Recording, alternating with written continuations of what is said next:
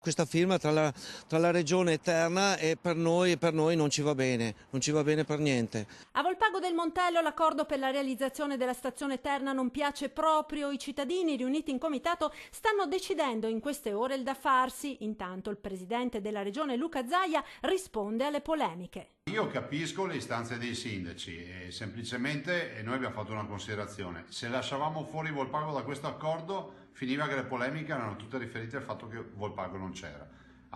Quindi abbiamo deciso di mettere dentro Volpago interpretando intanto le istanze principali, che è quello che quella stazione non deve essere collegata all'Austria e alla trasversale veneta, che ci siano gli interramenti, infatti vengono fatti interramenti per 26 km di cavi e eliminati 51 km di linee elettriche esistenti. Ricordo che a Volpago si incrociano due grandi elettrodotti. Nell'accordo siglato con Terna, che ha portato buone notizie a veneziani e padovani come ai bellunesi per l'interramento di importanti linee, spiega il governatore, sono state recepite istanze importanti per il territorio di Volpago, impensabili fino a qualche tempo fa, a partire dal fatto che non vi saranno correlazioni con l'interconnessione Italia-Austria né con la trasversale in Veneto. Dopodiché, se il territorio ancora non considera sufficiente questo, è legittimo che faccia la sua battaglia, la regione di certo non ostacola nessuno.